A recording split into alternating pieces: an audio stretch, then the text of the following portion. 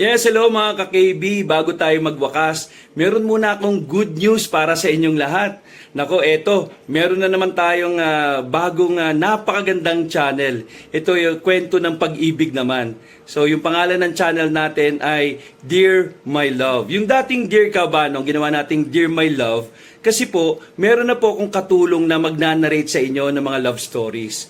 Ito po ay si Miss Steffi. So, si Miss Steffi, konting background lang, no? Kasama ko po siya sa dubbing. Actually, isang batikang dubber rin to, voice talent o voice artist. Kasi bakit? Galing po siya sa lahi, no? Sa mga angkan ng mga artista. So, ang tita po niya, si Matutina. Kung kilala niyo po siya, ito po ay mas nakilala po sa palabas noon ni Dolphy, yung John and Marcia. Siya po yung pinaka parang mayamang katulong, tawag doon sa pinaka head ng mga katulong. Po, yun na si Matutina. Biruin mo pagka kailangan nila ng pera, sabi nila ni Mrs. Delilah, ay, Matutina, magwalis ka nga doon at kumuha ka ng pera pa, mudmud mo sa kanila. Biro mo, winawalis lang. So, si Matutina, siya naman, yes, Mrs. Ganun naman yon. So, tsahin niya ito. Opo. At si Miss Steffi naman, siya ay isang magaling po na direktor. Siya po ay direktor ko po sa mga telenovela, yung mga Mexican novela na mga series. So, Korean novela, siya po ay nagde-direct. At siya rin po ay nagsusulat, writer rin po siya. At siya rin po ay, siyempre, voice artist. Lumalabas po siya. In fact, kasama ko rin po siya sa Sana Lord, sa Channel 5, yung pinaka parang radio drama nila doon. So, kami po ay nagkakasama rin doon. Kaya, drama talent rin po ito. O, radio drama talent. Kaya napakagaling po. So, siya po yung katulong ko po na magnanarrate po sa ating Dear My Love na channel, okay? So, yung link po ay nasa baba, okay? Diyan po natin ilalagay yung ating link ng ating bagong channel. So, please, supportahan niyo po ito para alam niyo po, talagang hindi po kami tumitigil na magbigay ng kasiyahan po sa inyong lahat, lalong-lalo na yung mga OFWs natin na talagang gusto po ma-relax sa napaka-stressful na trabaho nila sa ibang bansa. At syempre rin po yung mga kaibigan po natin dito na mga nagtatrabaho sa palengke, 'di ba, sa yung pumapasada sa mga FX or sa mga UB van, 'di ba, yung mga nasa tricycle na nakikinig po sa atin. Grabe, pati sa palengke, kung saan-saan na po, sa factory or sa office, di ba? Kaya maraming salamat po sa inyo. Kaya naman po, bilang pasasalamat, eto po, may dagdag po kami na magpapasaya sa inyo na bagong channel, ang Dear My Love. So, sana po ay asahan po namin kayo, panoorin niyo po itong bagong channel natin. Nagbabantay ng kanilang tahimik na barangay si Mang Jose.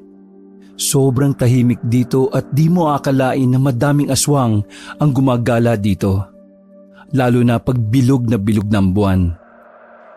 Isang gabi, habang rumoronda si Mang Jose, ay may napansin siyang kakaiba sa dulo ng kalye. Nung usisain niya ito, ay bigla na lang may lumitaw na nilalang mula sa dilim. Pulang-pula ang mga mata, tapos sobrang talim na mga ngipin at naglalaway pa ito. Bago pa man makalapit ang aswang, inilabas na ni Mang Jose ang itak niyang bagong hasa gamit ang espesyal na anting-anting. Makikitang handang-handa na siya sa pakikipaglaban sa aswang nang biglang, Pare, mukhang maligalig ang gabi ah. Kailangan mo ba ng backup? biglang sabi ng isang lalaki mula sa likod niya. Paglingon niya, nakita niya ang isang matangkad at medyo may edad na lalaking nakangiting bumati sa kanya. Hindi niya ito kilala, pero parang pamilyar ang mukha nito. Oo nga eh. Gabi-gabi ng ganito dito. Daming mga ligaw na aswang. Medyo nasasanay na nga ako eh. Okay lang ba kung samahan kita makipaglaban? Walang pilitan ha.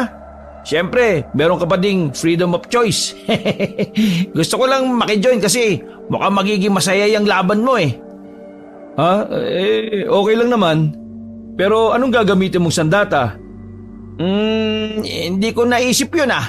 O sige, next time na nga lang ako. Alam ko na. Kuhain mo tong kwintas na bawang. Kailangan nating isuto sa kanya para mas madali siyang mamatay. O sige, Ay, gusto din akong kasama ha. Ay, ako nga pala si Kanor. Mang Kanor ang tawag nila sa akin dito. Bagong lipat lang ako dito eh. Jose, at Mang Jose naman ang tawag nila sa akin dito. Ano, ready ka na ba sa aksyon? Born ready pare. Nung lumapit na yung aswang, biglang tumakbo si Mang Kanor papalapit doon na parang walang takot. Hoy, ikaw! Umalis ka dito! Kung ayaw mong matikman to! Boy, bawang ka talaga dito, tingnan mo! Agad na sinuot ni Mang Kanor yung kwintas na bawang dahilan para magpumiglas ito at kalaunay naging abo. Anak ng tokwa, Kanor, akala ko ba baguhan ka lang dito? Mukhang sanay na sanay ka na. Sabi mo sasali ka lang, ending wala na akong ginawa eh. Sanay na ako sa mga ganitong eksena eh. Kung di mo lang natatanong, di wag mo lang tanongin. Ha? Hindi, biro lang. Kung di mo lang natatanong dati kasi akong manunugis sa mga aswang sa probinsya namin. Natuwa naman si Mang Jose na makakilala ng taong nasa pareho niyang larangan. Kaya naisipan niyang ayain to sa malapit na tindahan para mas makilala pa. Napakainit ng gabi ano? Tara pare, kape tayo. Kwento mo pa yung mga adventure mo. Mainit na nga, kape pa. What if soft drinks na lang kaya? Bagets ka pa magsalita no? Pero may papatikim ako sa iyong niluhang kape. Lagi akong ginagawa ni Jonah nun Ay, napakabait na bata. Siyempre naman, age is just a number pare. Sino si Jonah? Anak mo? Parang ganon. Anak-anakan ko na yung mag-asawang yon. Habang naglalakad sila papunta sa tindahan para bumili ng kape, natutuwa si Mang Jose kasi kahit papaano may kasama na siyang katulad ni Mang Kanor. Gusto niya pang malaman ang tungkol dito at alam niyang marami-rami silang pwedeng pag-usapan at pagkwentuhan. Nang makarating sila sa tindahan, sinimulan agad ni Mang Kanor ang kwentuhan habang dahang-dahang sinisipsip ang malamig na kape. Alam mo ba, Jose? Bata pa lang ako nung una akong nakakita ng aswang Ha? Sinong nagtatanong? Ganyanan ha? Di okay. Hindi. Ito naman biro lang. Ito naman ang tampuhin mo Uy, sige na, kwento mo na. Nagtampo na ako Jose. Di mo na ako mapipilit. Magkukwento na yan, jujuju. Ba't pa naman ako ginagawang baby? Okay, sige na nga, eto na. Naalala ko pa noon Isang gabi biglang nawindang lahat sa baryo namin kasi biglang nawala yung matandang babae. Lahat kami, takang-taka noon Tapos isang araw, may nakakita sa kanya. Grabe daw, payat na daw at halos hindi na makilala. Sabi nila, ginawa daw tahanan ng aswang yung katawan niya. Ha? Grabe naman. Nangayayat lang aswang kagad? Baka naman nag-gym lang. Iba kasi. Promise, kung nakita mo lang. So, mabalik ako sa kwento Dahil sa takot, walang miski isang gustong lumapit sa kanya. Pero ako, dahil naalala ko yung mga kwento ng lolo ko sa akin tungkol sa mga anting-anting at orasyon. So ayun, sinubukan ko sa kanya yung mga yun para mapalayas yung sumalib sa kanyang aswang. Grabe, ang tapang mo naman bata nun. O tapos ano nangyari? Successful naman. Naibalik ko sa normal yung matanda. Tapos mula nun, naging misyon ko ng protektahan yung lugar namin laban sa mga aswang. Kaya eto, kahit saan ako mapunta, dala-dala ko yung mga anting-anting ng lolo ko. At tandang-tanda ko pa yung mga orasyon na itinuro niya sa akin. Iba ka, Kanor. Share ko lang din yung sa akin para fair Well, bilog na bilog yung buwan. Tapos, tahimik at malamig yung gabi nun. Biglang may kakaibang ingay mula sa likod ng bahay ng kapitbahay namin. Siyempre, na-curious ako. Di tiningnan ko. Pagtingin ko pare, may nakita ko nakakatakot na nilalang na nakatingin lang sa kulungan ng mga baboy. Tapos na yun. Yun na yun. Ha? Yun na yun? Akala ko naman kung anong nangyari. Baka naman bored lang yun kaya nakatingin siya sa mga baboy para maalis yung boredom niya. Hindi, biro lang. Ito talaga. So, ayun na nga. Kinuha ko kung anong pinakamalapit na pwede kong makuha. Nakakita ko ng 2x2. So, kinuha ko yun, tapos dahan-dahan kong nilapitan yung aswang. At bago pa man siya makapag-react, sinugod ko na kaagad siya. Grabe, ang gulat nung aswang nun eh. Siguro hindi niya inaasahan na may lalaban sa kanya.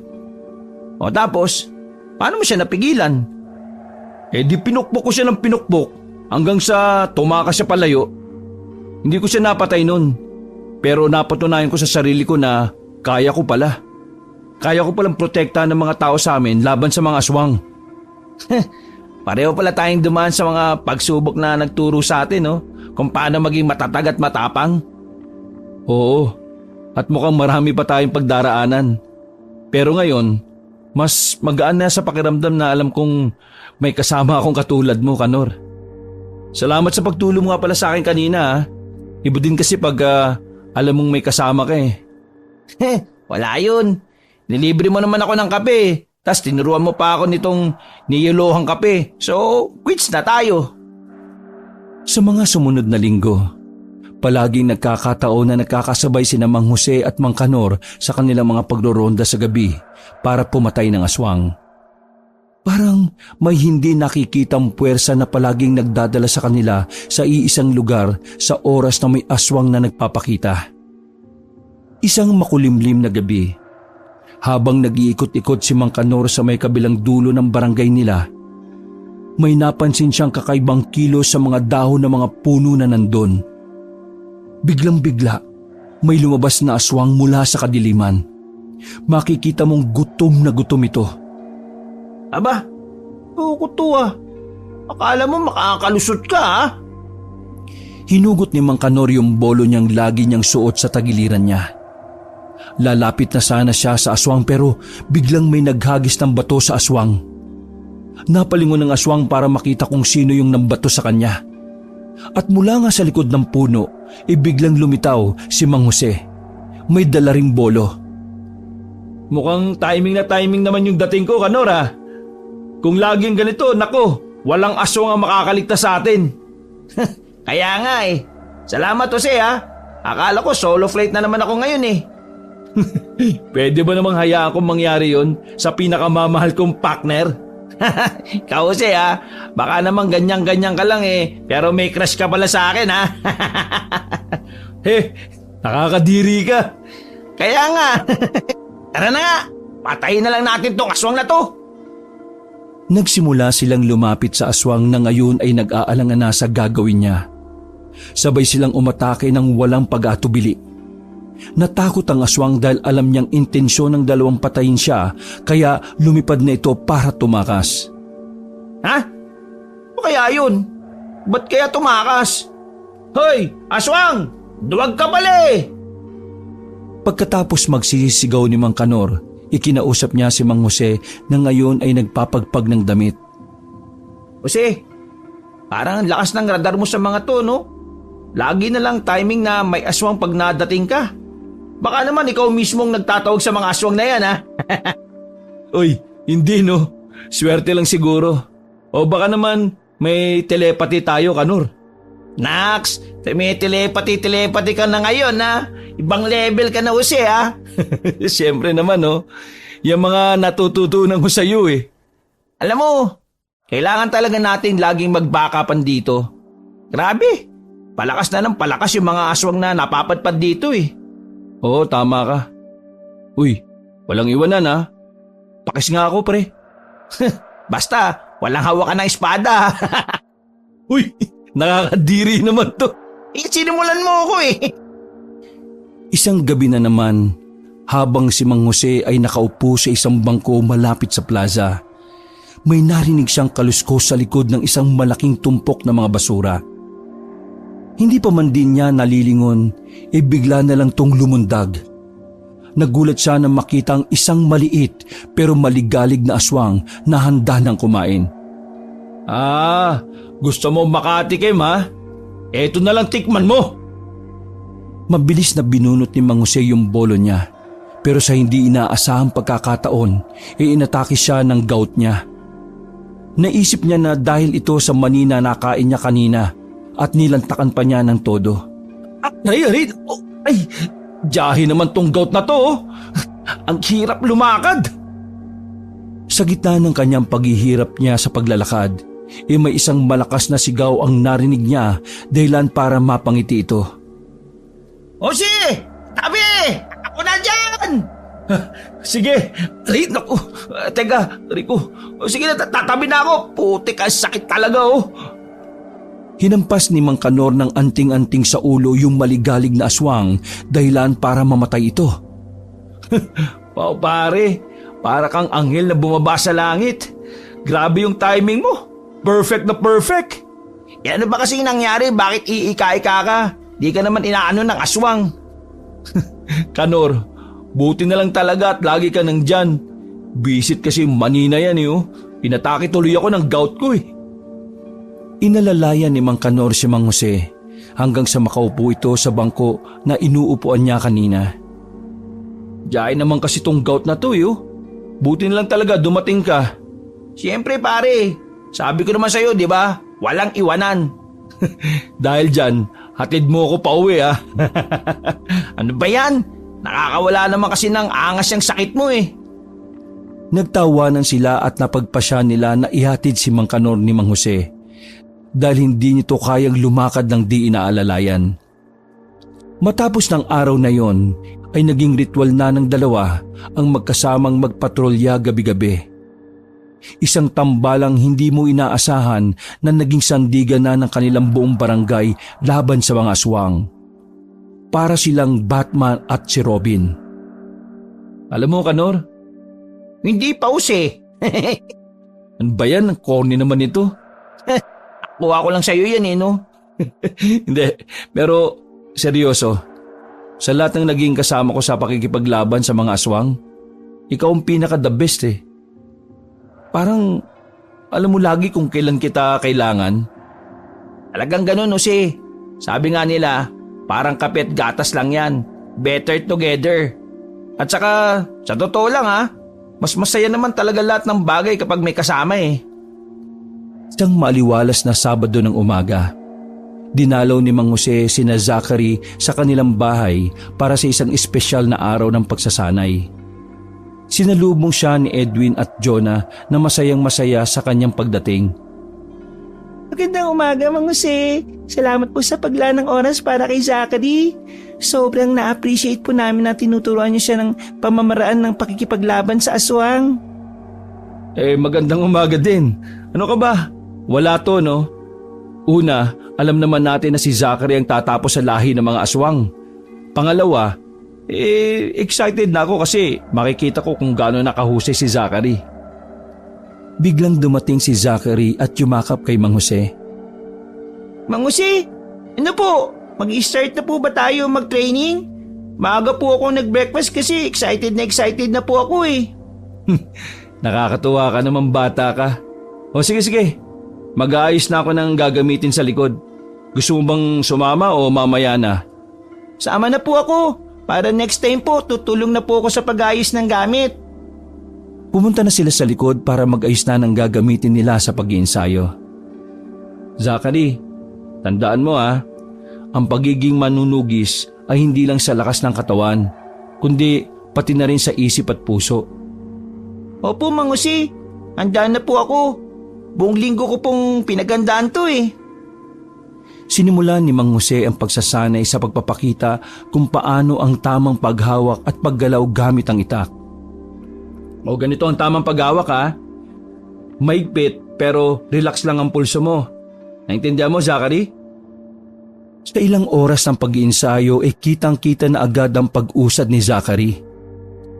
Mabilis niyang natutunan ang bawat leksyon at lalong humanga si Mang Jose sa kakayahan nito. Bilib ako sa iyo, Zachary.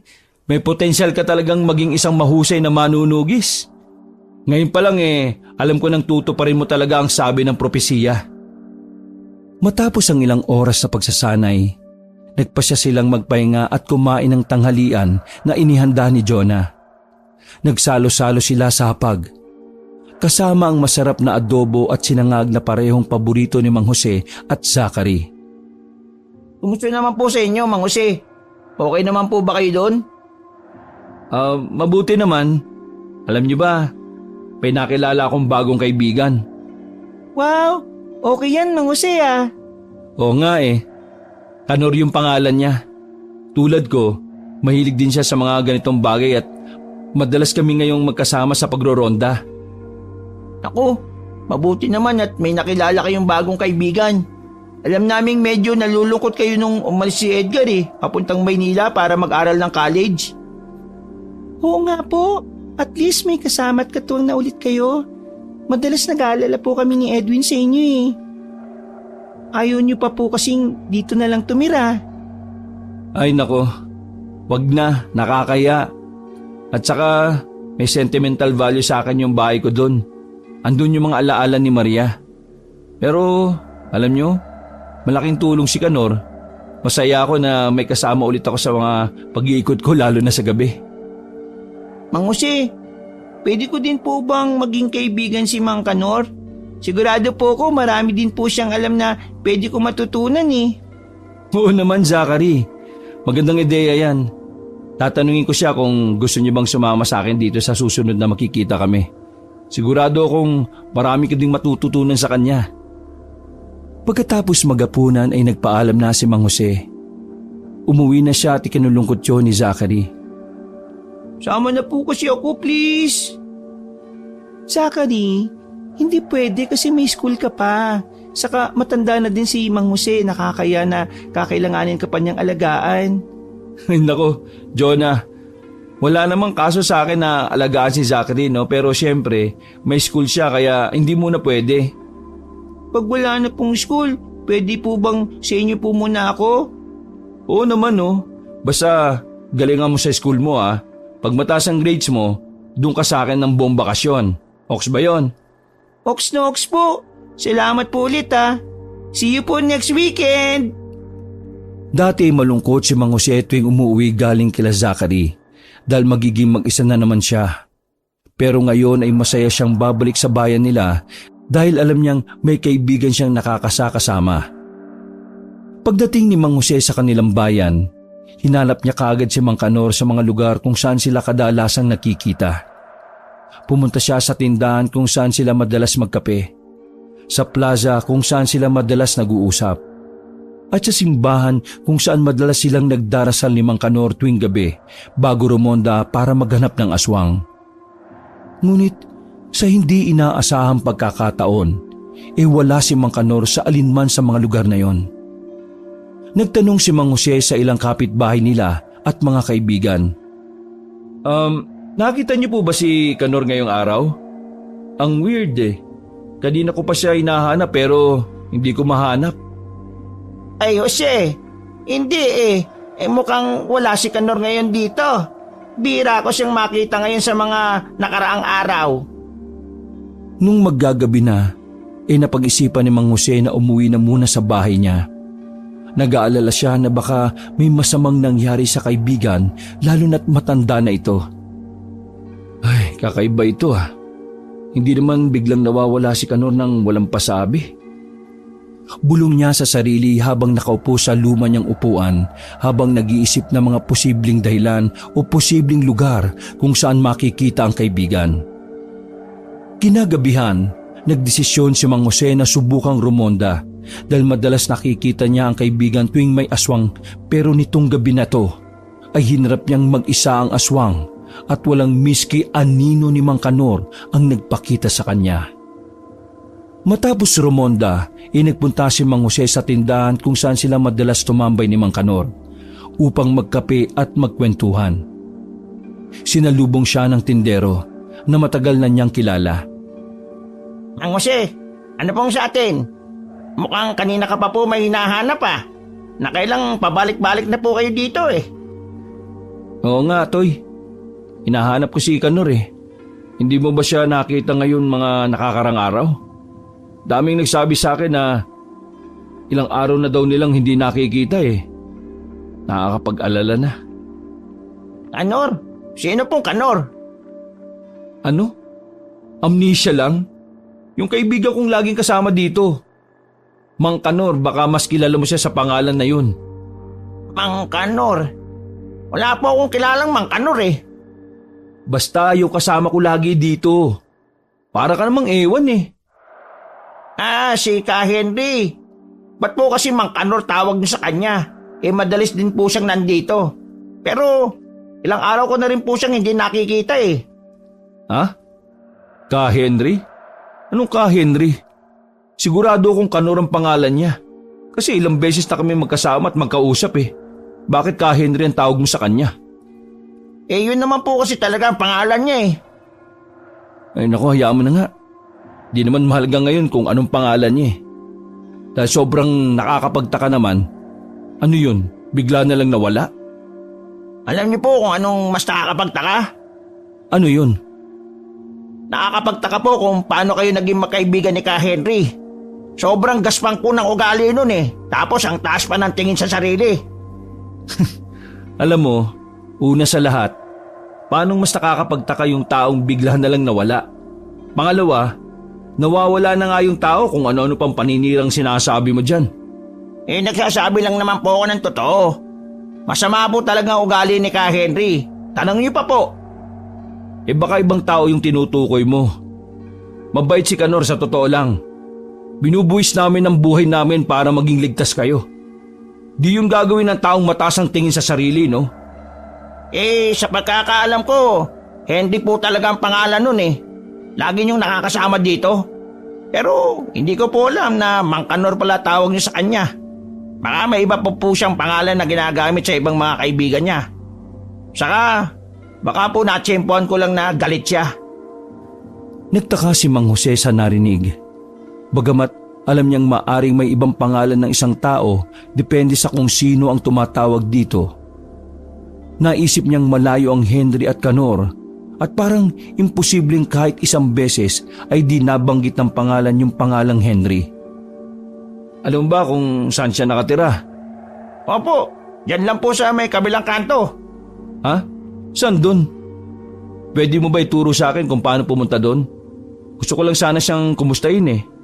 Oo naman, Mang Jose. Doon lang ang bahay niya. Sa dulo ng kaling ito. Kaliwa ka po. Tapos, yung bahay na may malaking puno ng mangga sa harapan, yun na po yung bahay niya. Ayun. Sige.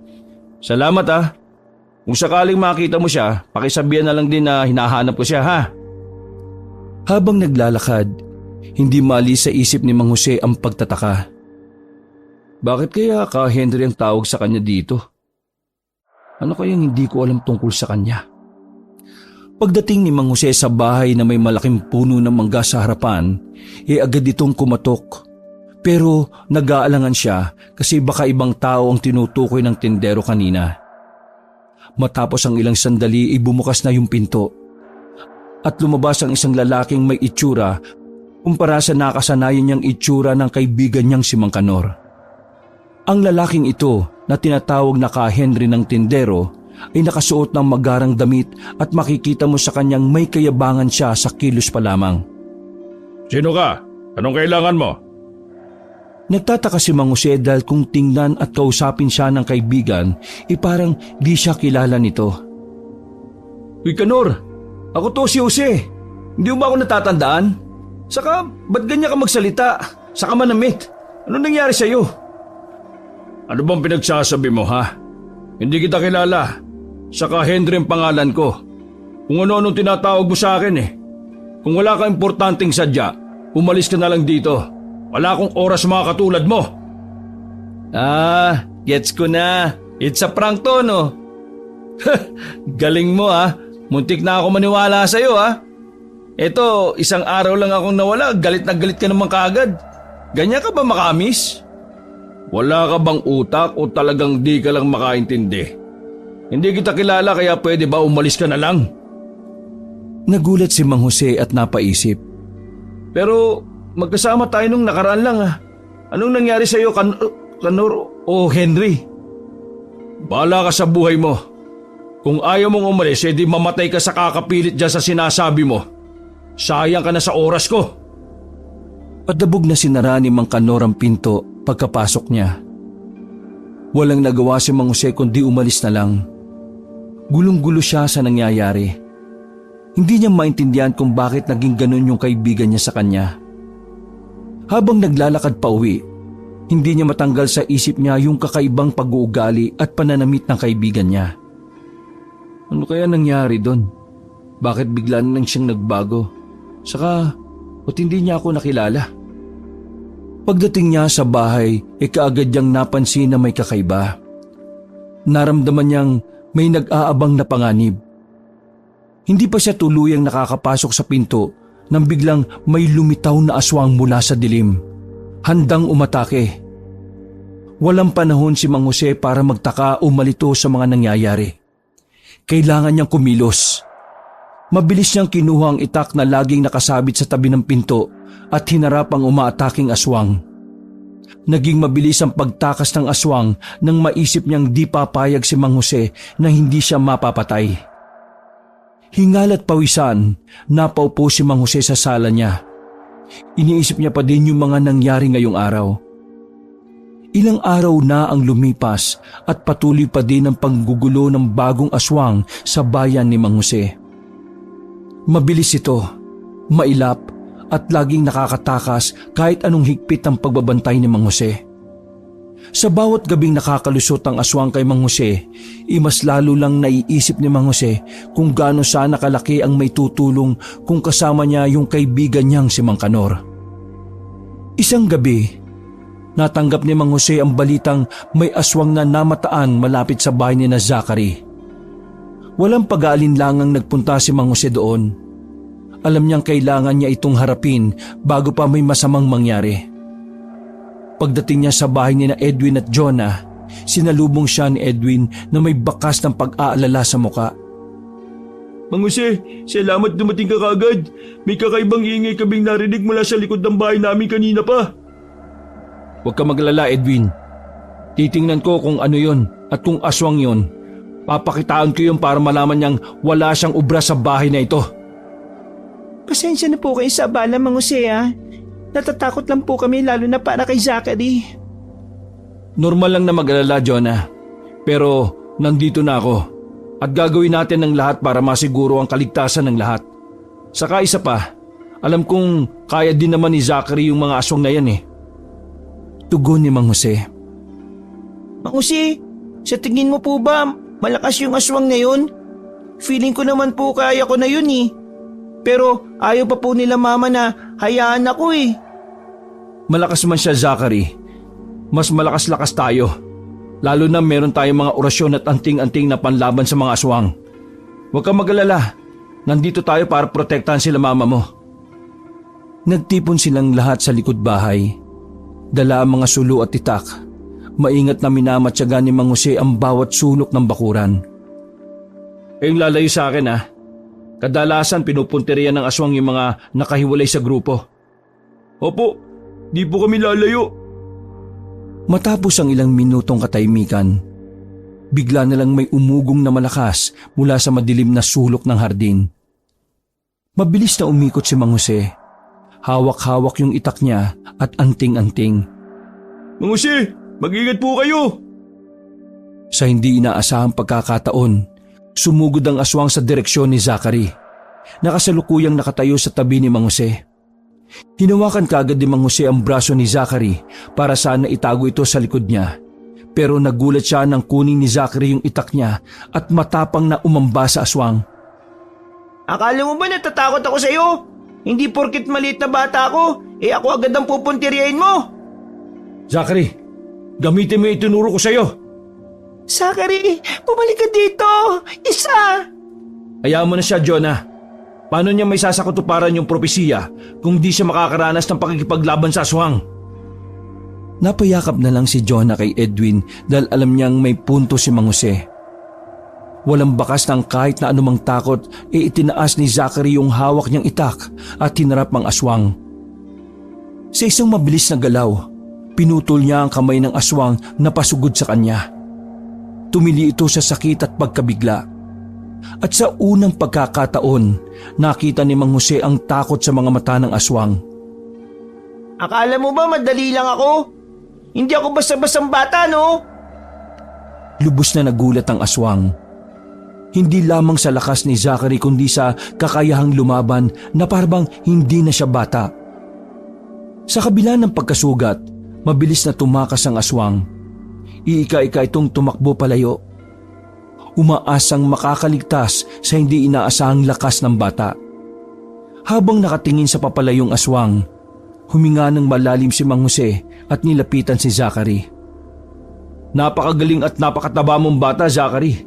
Hindi ko inaasahan na magagamit mo kagad yung mga natutunan mo sa pag-iinsayo natin. Pero Mang Jose, hindi ko po siya napatay eh. Nakatakas pa rin po siya. Tandaan mo, Zachary, ang mahalaga ay pinakita mo ang tapang mo at hindi ka nagpaapi. Hindi palaging kailangan tapusin ang laban sa isang sagupaan. Minsan, importante lang na mapakita natin na hindi tayo basta-basta sumusuko. Nakatayo silang lahat sa hardin. Pinoproseso ang pangyayari. Niyakap ni Jonah ang kanyang anak. Puno ng pasasalamat na ligtas siya at pinasalamatan si Mang Jose sa kanyang walang sawang pagtuturo at proteksyon sa kanilang buong pamilya. Thank you, Mang Jose, ah. Kung hindi po na-train ng mabuti si Zachary, baka napano na siya. Nakita mo po yun, Mama? Natakot po yung aswang sa akin eh. Ang galing ko po, no? Oo, anak. Pero sa susunod huwag kang magpapadalos-dalos ng ganon. Lalo na may matatanda namang kayang promotekta sa iyo. Minsan, kailangan mo ding mag-ingat. Opo, saka mas gagalingan ko pa po para di na po kayo matakot na di ko po kaya yung aswang at baka mapaano po ako. Natapos ang gabing yon hindi lamang sa isang hindi inaasahang pangyayari, kundi sa isang bagong simula para kay Zachary. Na ngayon ay kilala na hindi lang bilang bata kundi bilang isang batang manunugis na may puso at tapang na humarap sa mga aswang. Pagkatapos ng matinding sagupaan sa bahay ni na Zachary, umuwi si Mang Jose na may bigat sa puso. Habang naglalakad siya pauwi, lutang pa din ang isipan niya. Iniisip niya pa din kung paano siya itinaboy ng kaibigan niya. Habang abala si Mang Jose sa pagkukumpuni ng mga sirang gamit sa bahay niya, biglang may narinig siyang ingay mula sa labas. Dali-dali siyang lumabas dala yung itak niya upang tingnan yung pinagmula ng ingay. Paglabas niya, nagulat siya dahil nakita niya si Mang Kanor na ngayon ay nakangiti at nakasuot ng normal niyang porma. Mang Kanor? Napalingon si Mang Kanor. Sandaling natigilan sa pagkakakita kay Mang Jose.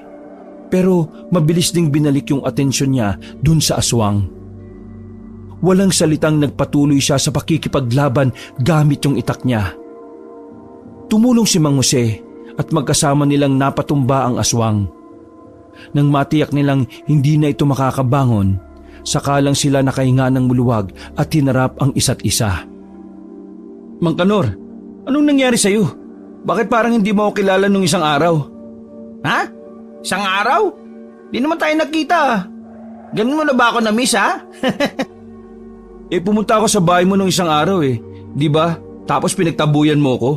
Kala ko nga prank Uy, di ko maalala, ha? Baka pagod lang ako noon. Ay nako, wag na nating isipin yun, no? Ang maalaga, dumating ka kanina para tulungan ako. Grabe, ang ligalig ng aswang na yun Medyo nag-aalangan at naguguluhan si Mang Jose, pero sinakyan niya na lang ang biro ng kaibigan. Para sa kanya, masaya na lang siya na bumalik na sa dati si Mang Kanor.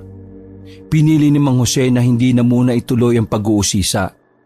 Naisip niya na siguro sa ibang pagkakataon na lang kapag mas kalmado na ang lahat. Napansin ni Mang Jose na sa mga araw na si Mang Kanor ang lumalabas, masiyahin ito, makulit at mabait. Sa mga panahong ganito, magkasama silang nagro-ronda sa gabi sa bayan nila. Nagtutulungan sila sa pagtugi sa mga aswang. At lagi silang nagkukwentuhan at nagtuturoan ng bagong paraan kung paano epektibong mapapatay ang mga aswang. Ngayon ay magkasama silang nagkakape sa dati nilang tambayan dahil kakatapos lang nilang rumonda. Ano, Jose? Ayos ba yung bago nating naisip na teknik kagabi? Ayos na ayos, Kanor. Buti naisip mo yun. Mas madali natin silang mahahanap pag gumamit tayo ng bait. O di ba? Sabi ko sa iyo eh. Ayaw mo pa nung una eh. Kala ko naman kasi tao yung gagamitin nating bait eh. Hindi mo naman kasi nilinaw kaagad. Isipin mo na maghahanap tayo ng tao na papayag na pahiran natin ng langis na nakakapang-akit sa pang-amoy ng aswang. Kaya nga eh. Talagang mapapabarangay tayo pag nagkataon. Pero napansin din ni Mang Jose na may mga araw na si Henry ang umiiral at ibang-iba ang sitwasyon tuwing siya ang pagkatao ng kaibigan. Hindi lang siya hindi kinakausap nito, madalas pa ay tinataboy siya nito at madalas tinitingnan na masama. Ano ba, Jose? Bakit ba palagi mo ako sinusundan? Hindi ba ako pwede mapag-isa? Kanor, Henry pala. Pasensya ka na ha, kung pakiramdam mo ginugulo kita. Nag-aalala lang ako sa iyo, kaibigan. Tsaka inoobserbahan ko kung paano ka ba pag nagpapalit ka ng pagkatao. Iba ako sa kaibigan mong yon. Tigilan mo na nga ako, Jose. Hindi kita kaibigan. Kaya nga sana gusto din kita makilala eh. Gusto ko kasing maging kaibigan mo. Alam mo, sinasayang mo lang ang oras mo eh. Sa ugali mong ganyan, nakikita kong kahit kailan na hindi tayo magiging magkaibigan. Ikaw din naman si Kanor eh. Kung paanong naging magkaibigan kami, magiging magkaibigan din tayo. Ay nako, bahala ka sa buhay mo. Basta lumayo ka sa akin ha, at naaalibadbaran ako sa itsura mo. Sa kabila nito, hindi sumuko si Mang Jose. Alam niyang may mas malalim na pinagdaraanan si Mang Kanor o Henry. At pinili niyang manatiling matatag sa pag-aalok ng suporta at pakikipagkaibigan. Umaasa si Mang Jose na balang araw ay magiging maayos din ang lahat.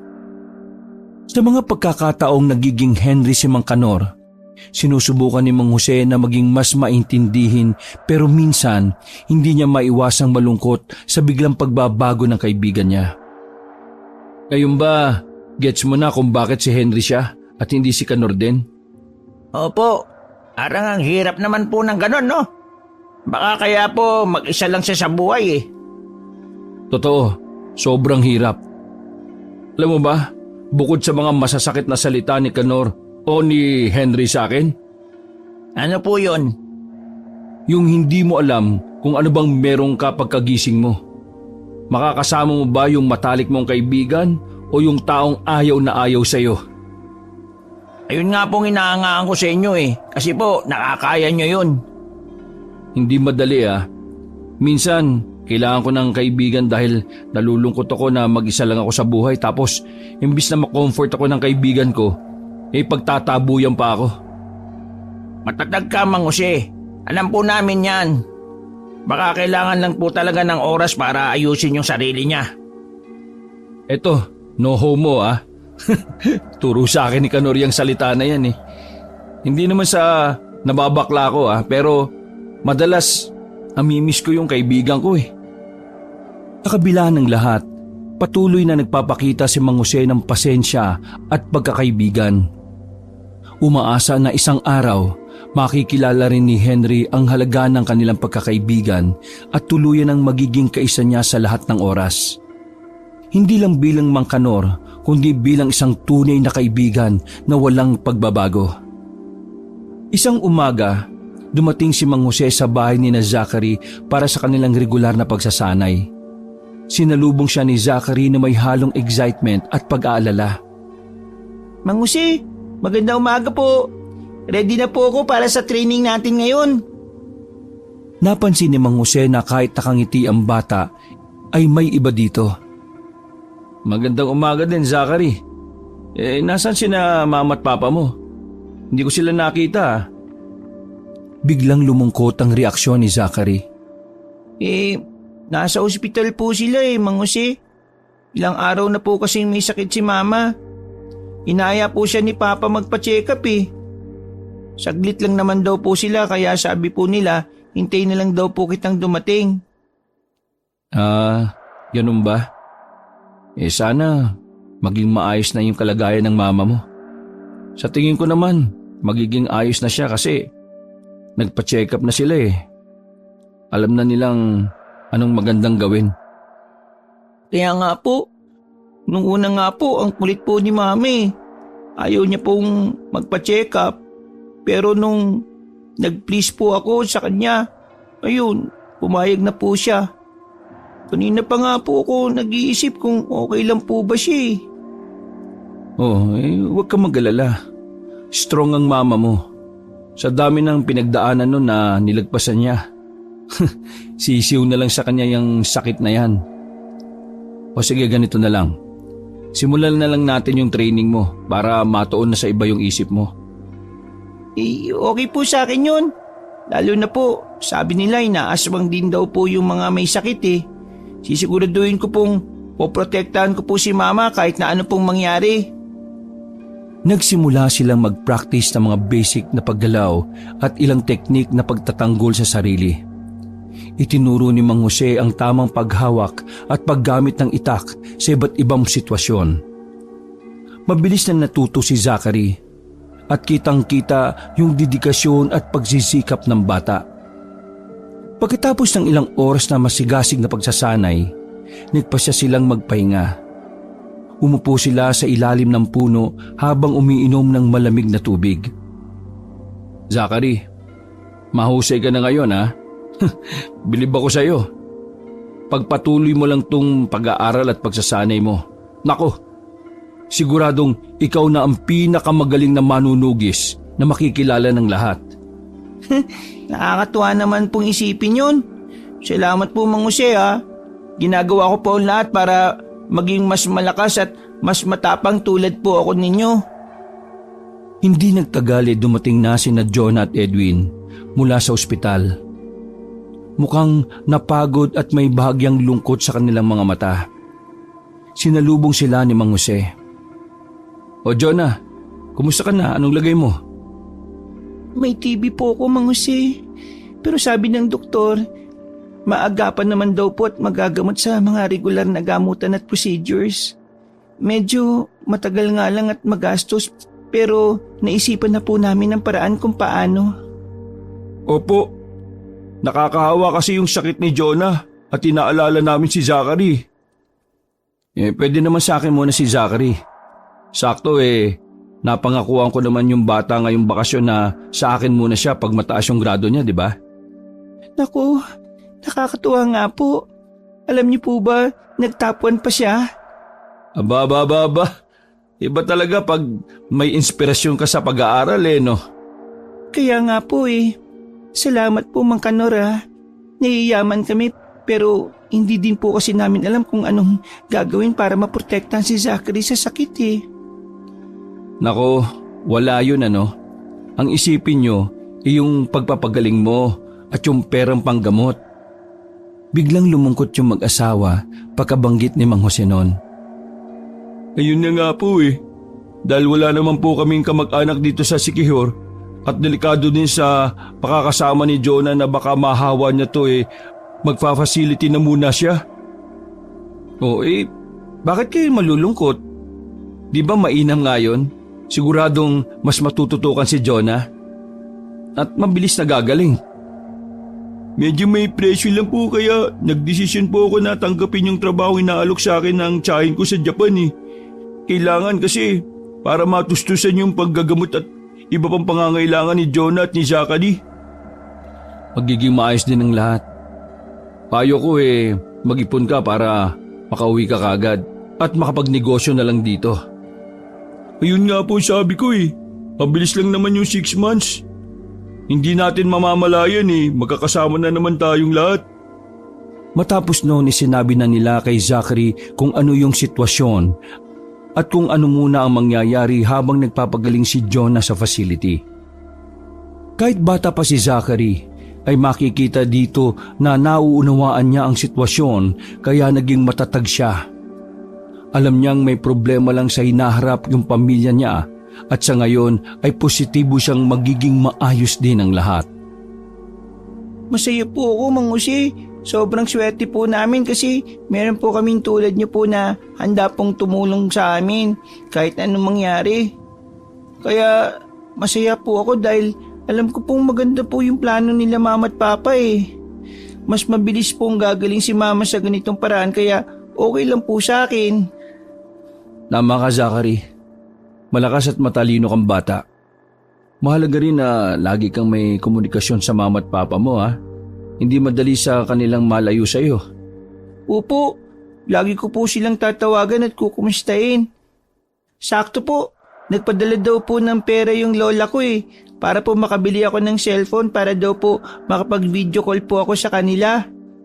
Ayun, mainam yun. Ikaw ang pagkukunan ng lakas ng mama at papa mo. Kaya importante yun. Nagpaalam na ang tatlo sa isa't isa. Si Jonah ay pumasok na sa facility para sa mas tutok na pag-aalaga sa kanya ng mga nurse at doktor. Si Edwin ay saglit na maiiwan sa bahay nila para mag-asikaso ng requirements bago lumipat sa Japan at si Zachary naman ay sumama muna sa bahay nila Mang Jose. Araw-araw naglalaan si Zachary ng oras para makapag-video call sa kanyang mga magulang. Sa tulong ni Mang Jose, na sinisiguro na maayos ang koneksyon sa internet. Nakakausap ni Zachary ang kanyang mama at papa. Kinukumusta niya ang kalagayan ng mama niya at nagpapakwento siya sa papa niya tungkol sa kung anong meron sa ibang bansa. Ay mama! Hello papa! Hello anak! I miss you both! Ako din, miss ko na kayo. Mama, kumusta na po? Pakiramdam niyo po ngayon? Okay naman ako anak. Unti-unti na akong gumagaling dahil sa mga gamot. Huwag ka mag-alala ha. Naku, buti naman po. Magpagaling po kayo ha. Eh, ikaw po papa. Kumusta po ang trabaho niyo dyan? Maganda po ba dyan? Maayos naman anak. Medyo pagod lang. Pero kailangan eh. Para to sa ating lahat. Saka maganda dito. Sobrang lamig nga lang. Sana all po. Dito po sobrang init eh. Sana all ka ba dyan na? Basta anak, ingatan mo palagi sarili mo dyan. At manginig ka kay Mang Jose. Huwag ka magpapasaway dyan ha. Opo papa. Ingat din po kayo ni mama. Mahal na mahal ko po kayo. Sa mga gabi, bago matulog, madalas magkwento si Mang Jose kay Zachary ng iba't ibang aral at mga kwento ng kabayanihan at katapangan. Mga aral na nagbibigay sa kanya ng inspirasyon at lakas ng loob. Sa bawat araw ng kanilang pagsasama, hindi lamang ang teknikal na kaalaman sa pagtatanggol sa sarili ang natututunan ni Zachary, kundi pati na rin ang kahalagahan ng pagtitiis, pangunawa at malasakit sa kapwa. Mga aral na nagiging gabay niya habang lumalaki siya sa mundong puno ng hamon at pagbabago. Isang hapon, habang nagpapahinga sina Mang Jose at Zachary, matapos ang kanilang pagsasanay, nagpasya si Mang Jose na ipakilala si Zachary kay Mang Kanor. Alam niyang magiging mahalagang bahagi si Mang Kanor ng kanilang maliit na komunidad. Lalo na't may mga araw na siya ay nagiging mabuting kaibigan at kasama sa pakikipaglaban sa mga aswang. Kanor, gusto ko ipakilala sa iyo si Zachary. Ang bata na kasama ko ngayon sa training. Siya yung anak ni na Edwin at Jonah na parang mga anak ko na. So, parang apo ko na itong batang ito. Oh, maganda nga po Jose. Ikaw pala si Zachary ha. Palagi kang nababanggit ni Lolo si mo sa akin eh. Matalino at matapang ka nga daw na bata. Magandang hapon po, Mang Kanor. Opo, ako po yun. Excited nga po ako matuto pa ng marami sa inyo eh. Gusto ko pong maging kasing galing nyo po. Nako, sa tingin ko baka mas maging magaling ka pa sa amin eh. Sa mga sumunod na araw, naging madalas ang pagdalaw nila Mang Kanor. Sa tuwing magkasama silang tatlo, nagbabahagi si Mang Kanor ng kanyang mga kaalaman at karanasan sa pakikipaglaban sa mga aswang, na lalong nagpapayaman sa pagsasanay ni Zachary. Napansin ni Mang Jose na mabilis na nagiging komportable si Zachary kay Mang Kanor. At ganun din naman ang matanda sa bata. Isang gabi, habang nagro-ronda si Mang Jose at Zachary at si Mang Kanor, may natanggap silang balita mula sa mga kapitbahay na may aswang na namang malapit sa kanilang lugar. Walang pag-atubiling nagtulungan ng tatlo para harapin ang aswang. Zachary, diyan ka lang sa likod namin ha. Obserbahan mo muna yung gagawin namin ni Mang Kanor mo.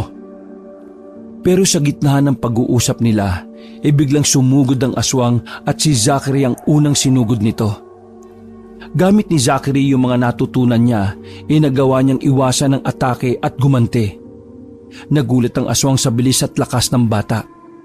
Agad namang tumulong si Mang Jose at Mang Kanor. Magkakasama nilang nilabanan yung aswang at dahil sa pagtutulungan nila, napatay nila ang aswang. Aba, hindi ko inaasahan yun, Zachary ah. Ang tapang mo nga talaga. At kahit bigla yung pag-atake, nakapag-isip ka kagad ng tama. Oo nga, nakaka-proud ka Zachary. Grabe, ang tapang mo kanina. Talagang pinakita mo kanina lahat ng natutunan mo sa mga pag-iensayo natin ha. Salamat po. Hindi naman po ako natatakot eh. Alam ko po, kayang-kaya ko yung aswang. Lalo na po, nandyan po kayong dalawa para tulungan ako. Mula noon, lalo pang tumibay ang pagkakaibigan at pagtitiwala nilang tatlo sa isa't isa. Naging mas malapit sila hindi lamang bilang mga kasama sa laban, kundi bilang isang pamilya na nagtutulungan at nag-aalaga sa isa't isa. Sa paglipas ng mga araw, hindi may kakaila ang pagiging malapit ni Mang Kanor kay Zachary. Tuwing magkakasama sila, tila ba lalong lumalalim yung samahan nila. Madalas silang nagkukwentuhan at nagtatawanan. Isang hapon, habang nakaupo silang tatlo sa ilalim ng malaking puno sa likod ng bahay ni Mang Jose. Jose, hindi ko maipaliwanag pero parang may kakaibang koneksyon ako kay Zachary. Ang lapit ng loob ko sa batang to eh. Napansin ko nga eh. Nakakatuwa nga eh. Mabuti naman at nagkakasundo kayo ng husto. Siguro kasi namimiss ko na yung anak at apo ko. Matagal ko na silang hindi nakikita eh. Dahil kay Zachary, feeling ko eh, parang bumabalik yung pakiramdam ng may kasama akong bata sa bahay. Alam mo Kanor, mabuti na rin yan. At least habang kasama mo si Zachary, meron sa iyong nakakapagbigay ng saya. At sigurado ako, marami ka matuturo sa kanya na magagamit niya sa buhay. Tama ka, Jose. At masaya ako na meron akong kaibigang katulad mo ha. At may bago akong nakikilala na katulad ni Zachary. Parang pamilya na rin ang turing ko sa inyo eh. Nagulat si Mang Jose na may anak at apo na pala si Mang Kanor. At napaisip siya na gumawa ng magandang bagay para sa kaibigan. Isang hapon, habang nakaupo si Mang Jose at Zachary sa ilalim ng lilim ng puno sa likuran ng bahay ni Mang Jose, ay nabanggit ni Mang Jose ang kanyang plano kay Zachary. Zachary, malapit na ang birthday ni Mang Kanor at may naisip akong paraan para pasahin natin siya. Wow! Surprise! Masaya po yun. Ano pong gagawin natin, Mang Jose? Alam mo, matagal na niyang hindi nakikita yung anak niya at saka yung apo niya. Kaya naisip ko, baka pwede natin silang hanapin sa Facebook ba yun? Gusto ko sana siyang sorpresahin sa birthday niya eh. Magandang ideya po yan. Tsak na matutuwa si Mang Kanor. Tutulungan ko po kayo, Mang Jose. Kaso, imposibleng makita natin siya dun sa sinasabi niyong Facebook. Kasi wala naman pong Facebook eh. Baka po, Facebook. Ah, yun ba yun? O basta yun.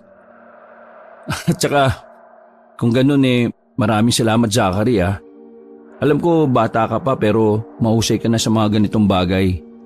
Siguro sa tulong mo ay mahahanap natin sila. Kinagabihan ay sinubukan na nilang hanapin yung anak ni Mang Kanor sa Facebook.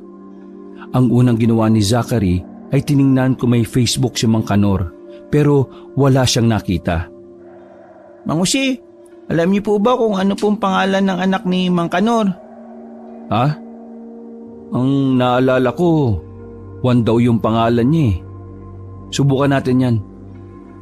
Matapos ang ilang oras ng paghahanap, sa wakas nakakita sila ng profile na maaring sa anak ni Mang Kanor. Mang Jose, tingnan niyo po ito, baka ito na yun.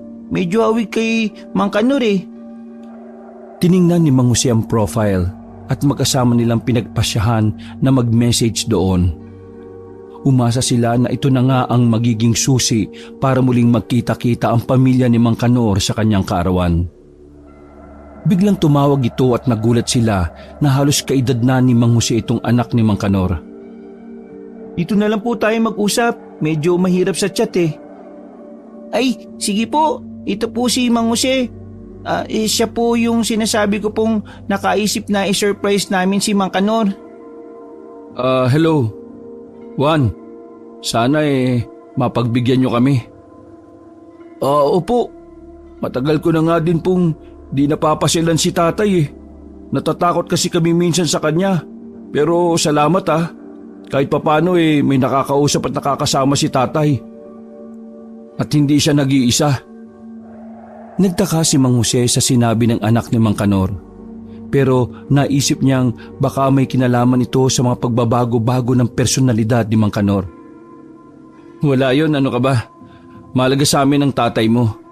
Para na kaming BFF nun ika nga niya. Oo, ganyan nga si Papa. Cool pa din magsalita kahit may edad na. Na-excite tuloy ako. O sige po, see you po Isang araw, abala si Mang Jose at Zachary sa pagpaplano ng sorpresang kaarawan para kay Mang Kanor. Masigasig silang nag-aayos sa mga dekorasyon at nag-iisip ng mga masasarap na pagkain na ihahanda. Zachary, dapat planchado na lahat Gusto natin maging espesyal tong araw na to para kay Mang Kanor mo. Opo, Mang Jose. Excited na po ako sa magiging reaksyon niya. Pumunta si Zachary sa tindahan para bumili ng mga kulang panggamit para sa sorpresa nila. Pagdating niya sa tindahan, nakita niya si Mang Kanor na nakatayo doon. Pero iba yung itsura nito at aura. Masayang lumapit si Zachary. Mang Kanor, kumusta po kayo? Yumakap pa si Zachary sa matanda. Bigla siyang tinulak ni Mang Kanor na ikinabigla ni Zachary. Wag mo nga akong yakapin. Sino ka bang bata ka? Hindi ako si Mang Kanor. Henry ang pangalan ko. Nasaktan si Zachary sa naging tugon ng matanda. Pero, Mang Kanor, ako po si Zachary. Bakit po? Hindi nga ako si Mang Kanor. Umalis ka nga sa harap ko. Dahil medyo natagalan sa pagbalik si Zachary, naisipan ni Mang Jose na sundan ito sa tindahan kaya nakita niyang sinisigawan ni Henry ang bata. Mabilis na lumapit si Mang Jose para kunin si Zachary. Zachary, tara na. Umalis na tayo rito. Habang naglalakad sila pauwi, hindi mapigilan ni Zachary ang umiyak. Mang Jose, bakit po ganon? Bakit galit po sa akin si Mang Kanor? May masama po akong nagawa? Umiling si Mang Jose at nagpaliwanag sa bata. Kasi Zachary, hindi yun si Mang Kanor na kilala natin. Minsan, nagbabago ang pagkatao niya at tinatawag niya ang sarili niyang si Henry. Si Henry, medyo masungit at mayabang. Hindi katulad ni Mang Kanor na mabait at matulungin. Po, pwede po ba yun? Saka, bakit po siya nagiging ganon, Mang Jose? Ay, may mga bagay Zachary na mahirap ipaliwanag Pero tandaan mo, kapag si Mang Kanor ang kasama natin, mabuti siyang tao. Kung si Henry naman, ibang ugali niya at hindi niya kontrolado yun. Mahalaga, alam natin kung paano siya pakikitunguhan sa mga panahong yon. Sige po, Mang Jose.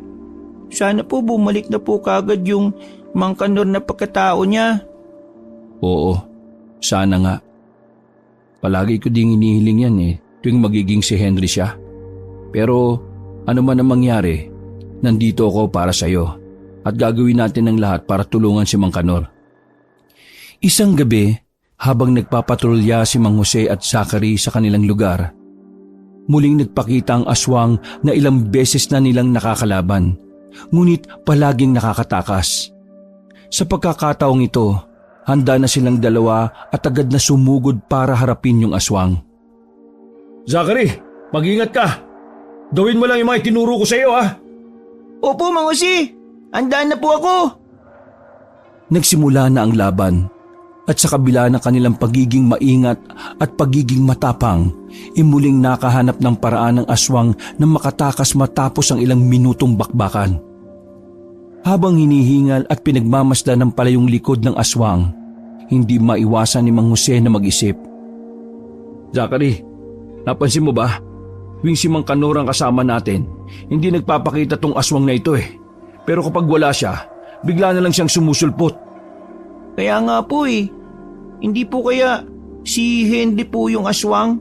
Parang aswang po kasi yung ugali nun eh. Hindi eh. Imposible naman yun kasi iisa pa din si Kanor at Henry. So kung aswang si Henry at Kanor, bakit pumamatay ng aswang si Kanor?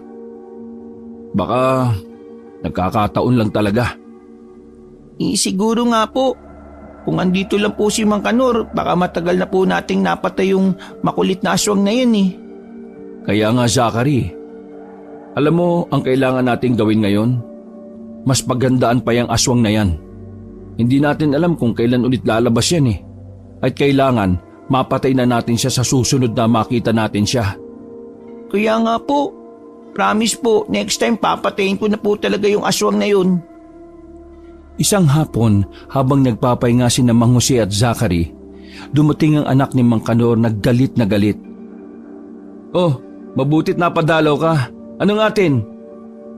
Akala po namin okay na si tatay eh. Ano po nangyari? Oh, Bakit? May nangyari ba? Pagdating po namin dun, si Henry po yung humarap sa amin imbis na si tatay. Sana po sinabi niyong andyan pa din yung Henry. Kasi hindi po ako papayag kung nalaman ko lang yun eh. alam mo, matagal-tagal na din kasi nung huling naging si Henry siya. Kaya kinausap ka namin. Pasensya na't hindi kita nasabihan nung nakaraan na naging si Henry uli siya. Sana pala nakontrabiso kita. Akala ko kasi alam mo yung sitwasyon ng tatay mo eh. Bigla namang huminahon si Juan nang maisip na hindi naman kasalanan ni Mang Jose ang sakit ng tatay niya. Pasensya na po kayo kung napasugod ako na galit ah. Kasi po may trauma po ako kay Henry. Hindi niya po kasi ako kinikilalang anak eh. At madalas sinasaktan niya pa ako. Ganyan din naman siya sa amin ni Zachary. Alam mo ba kung bakit siya nagkakaganon? Meron daw po kasing split personality si tatay. Sabi ni nanay, nangyari daw po yan dahil sa trauma niya kay lolo. Di naman daw po ganun si tatay nung ipinanganak ako eh. Grabe, yung pala yung dahilan kung bakit naging ganyan si Kanor. Opo, at kaya kami lumayo. Dahil hindi na namin alam kung paano haharapin si Henry. Mahal na mahal kami ni tatay eh. Pero si Henry, hindi niya kami tanggap. Okay, sige. Naiintindihan namin. At pasensya na ulit sa nangyari. Sana sa susunod na magpakita si Mang Kanor, mas maging maayos ng lahat. Gusto naming tumulong sa abot ng makakaya namin. Isang araw, biglang dumating si Mang Kanor sa bahay ni Mang Jose na may dalang isang basket ng mga masasarap na pagkain para ipagdiwang ang kanyang kaarawan. Nagulat si Mang Jose at Zachary ngunit masaya nilang tinanggap ang sorpresa. Mang Kanor, ano nga atin? Bira ka magdala ng ganito ah. Alam ni Mang Jose na kaarawan ng kaibigan nito pero gusto niya lang asarin si Mang Kanor. Ay grabe. Totoo bang hindi mo alam? Hindi mo naalala? Ha? Ang alin? Hindi eh. Ano bang meron? Okay. Di uuwi na lang ako. Akin na yung mga pagkain ko. Ito naman di na mabiro. Siyempre, pwede ba namin kalimutan yung birthday ng best friend ko? Ayan! Masarap tong dinala ko eh. Nako, pag natikman mo to, baka makrasyan mo na naman ako. Di pare, ito talaga aaminin ko na sa'yo. Ano yun pre? Matagal na kitang talagang crush eh. Pakis nga ako pre. Ang sagwa pre! Di, seryoso nga ako. Ano? Seryoso ka?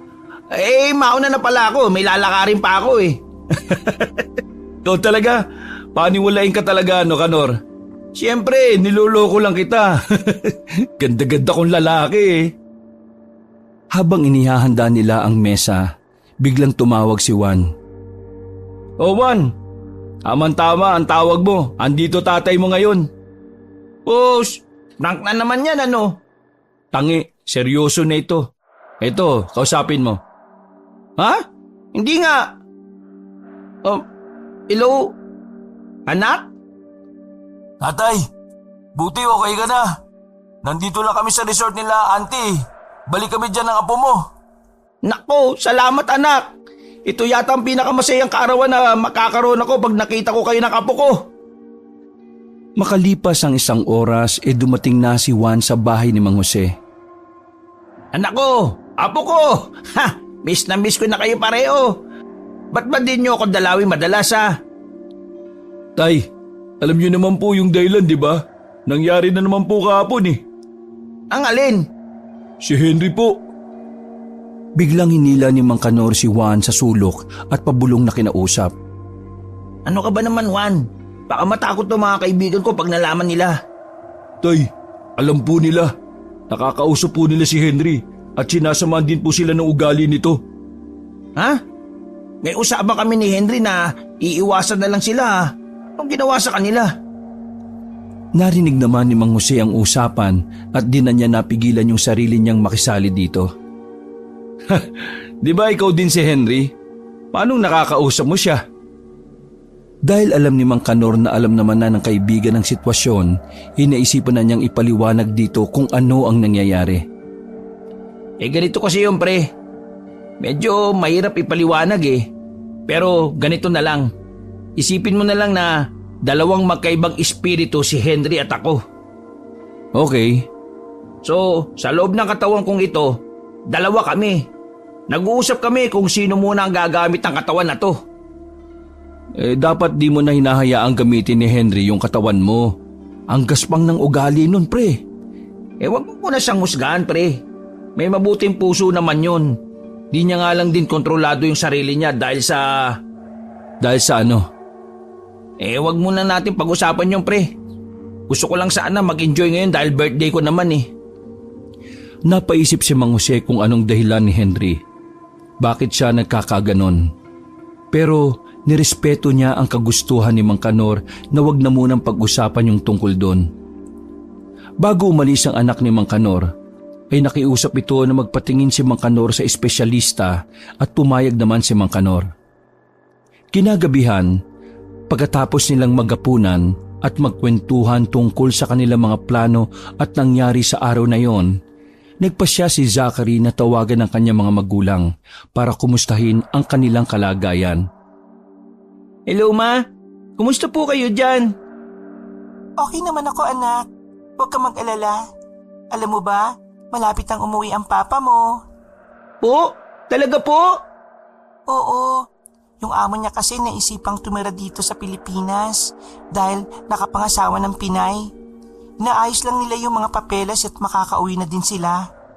Wow mama, excited na po ako.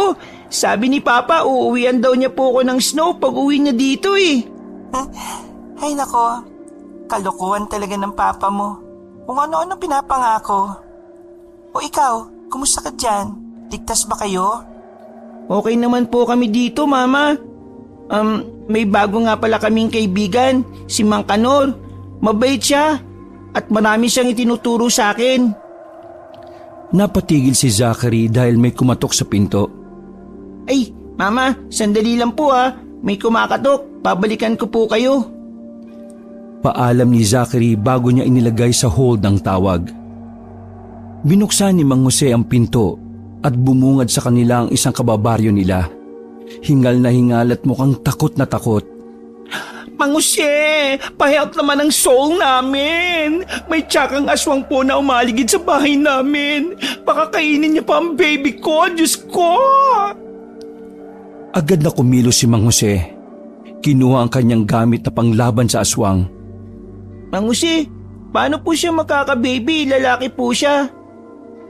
Hindi napansin ni Mang Jose ang tanong ng bata at agad na nilakang pinto at pinuntahan nila yung aswang. Zachary, mag-iingat ka ha. Sumama ka sa akin pero alalahanin mo lahat na itinuro ko sa iyo ha. Hindi tayo pwede magpabaya. Opo, anda po ako Mang Jose. Tara na po, tulungan na po natin sila. Mabilis silang pumunta sa lugar kung saan nandun daw yung aswang para patayin ito. Isang linggong hindi nagpakita si Mang Kanor at labis itong ikinabahala ni Mang Jose. Inisip niya na baka nagdadalawang isip si Mang Kanor sa pagpapatingin sa espesyalista.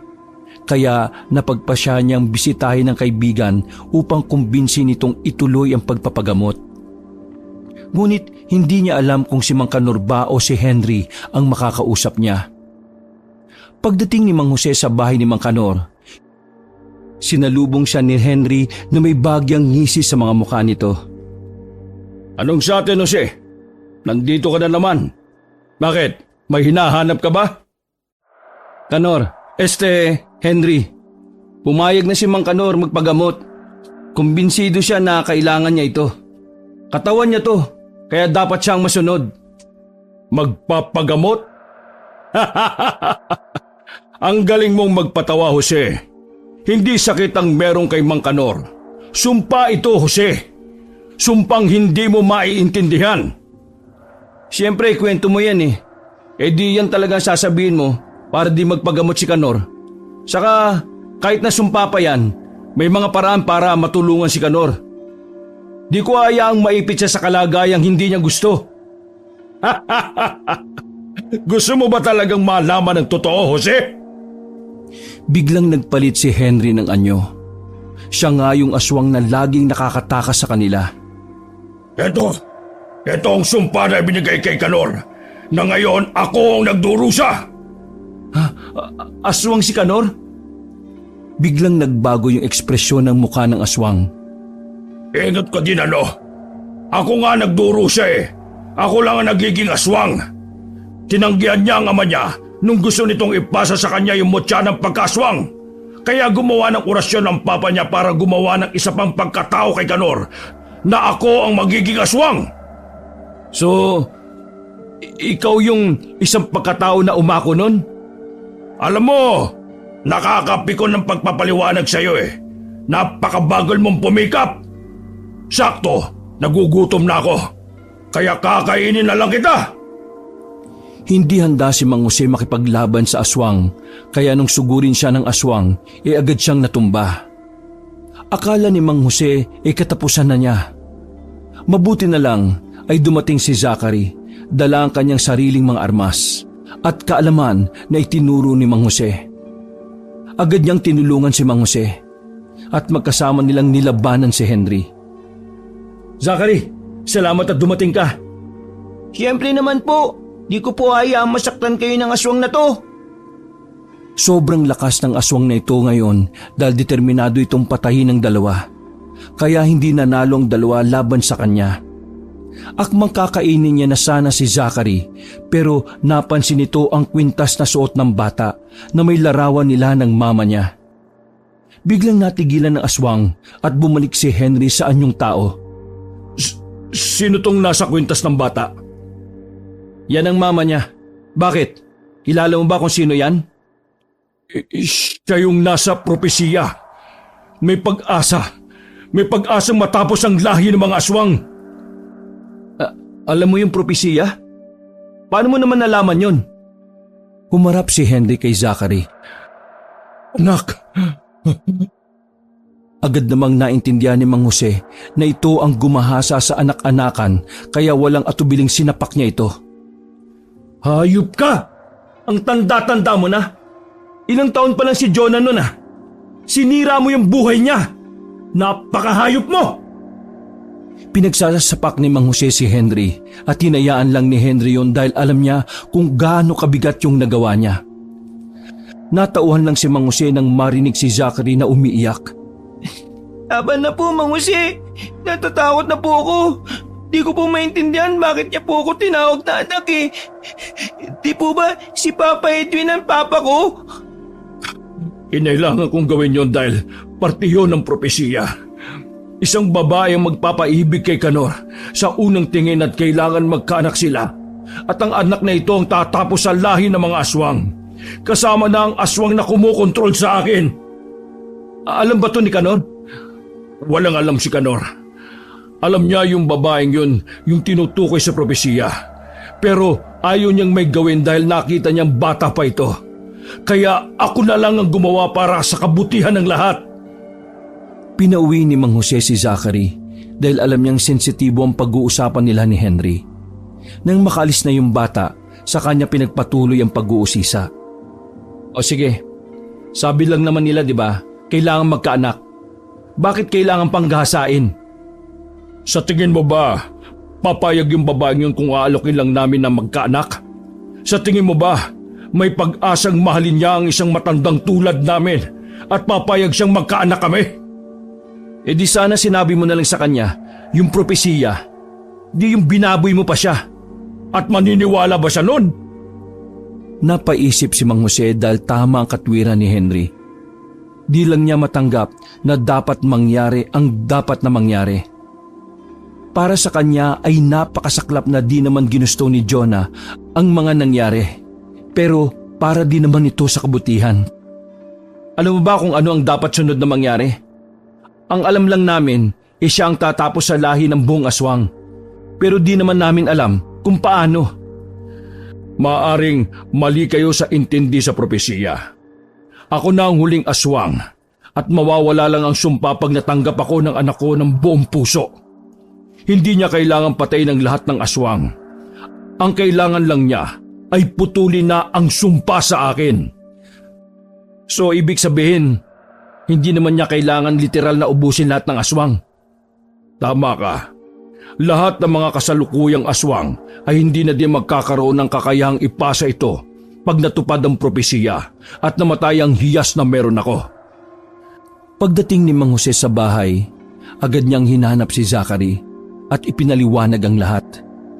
Naintindihan ng bata ang nangyari at ang dapat pang mangyari para matapos na ang lahi ng mga aswang. Naintindihan ko na po. Pero bago ko po siya matanggap at mapatawad, gusto ko po munang mapatawad po siya ni Mama at ni Papa. Kasi po, hindi naman po ako yung ginawa niya ng masama eh. O sige Zachary, susubukan natin kausapin ng mama at papa mo tungkol dito. Agad na tinawagan nila si Edwin at Jonah. Nung una ay akala nila magiging mahirap para kay Jonah ang pagtanggap dahil tahimik lang ito sa buong pag-uusap. Pero nagulat sila sa sinabi nito bago magpaalam sa telepono. Alam niyo po, dahil sa sakit ko, na-realize ko na maikli lang talaga ang buhay. Ngayon naisip ko na ayaw kong gugulin itong second life ko sa galit at puot. Pag-uwi po ni Edwin sa linggo, makakalabas na din po ako dito. Gusto ko po siyang makausap ng harapan. At dumating na nga yung araw na pagkikita nila. Nung una hindi pa sang-ayon si Edwin. Pero nirespeto niya yung kagustuhan ng asawa niya. At naisip niya na hindi na din naman maibabalik yung nakaraan. Kaya walang kwenta kung magagalit pa sila. Nang mapatawad na ni Jonah si Henry, ay ganoon na din ang naging desisyon ni Zachary. Nagulat silang lahat dahil parang mahika na lumabas sa bibig ni Henry ang hiyas at nagkabasag-basag ito. Naputol na ang sumpa tulad ng sabi sa propesiya. Sayang naman po yung mga tinraining ko. Di ko naman po pala magagamit. Marami pang kasalukuyang aswang ang gumagala. Kakailanganin natin patayin silang lahat para tuluyan ng mabura ang buong kaaswangan. At mukhang kailangan mong turuan si Henry, Zachary. Si Kanor lang kasi ang may talento sa pagpatay ng aswang eh. Walang alam tong isang ito kundi lumapang. Wala pong problema. Alam ko, kayang-kaya nating ubusin silang lahat. At masayang nagtawanan ng tatlo ng araw na yon. Wakas.